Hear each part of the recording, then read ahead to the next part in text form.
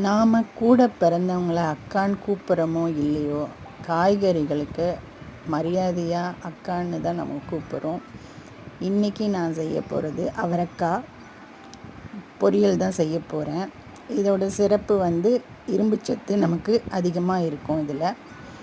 இது எப்படி செய்கிறதுன்னு பார்க்கலாம். அவரைக்காவை நல்லா வாஷ் பண்ணிவிட்டு அதோட நார் எடுத்துட்டு பொடியாக கட் பண்ணி வச்சுக்கிட்டேன்.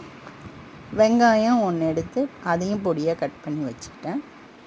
கடாய் வச்சு எண்ணெய் ஊற்றி கடுகு போட்டு உளுத்தம்பருப்பு போட்டு அது கொஞ்சம் செவக்கட்டோன்னு இந்த வெங்காயம், காஞ்ச மிளகாய், கருவேப்பிலை போட்டு நல்லா கொஞ்சம் வணக்கிட்டு இந்த நறுக்கி வச்சு அவரைக்காவையும் போட்டு 2 தடவை வணக்கிட்டு கொஞ்சம் கல்லுப்பு கொஞ்சம் போட்டுக்கிட்டு கொஞ்சமாக தண்ணி ஊற்றி தெளித்து மூடி வச்சிடணும்.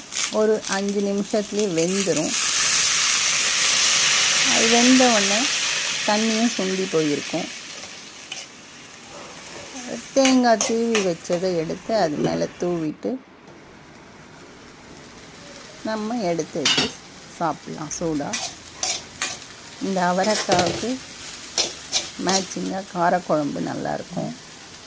ட்ரை பண்ணி பாருங்கள்.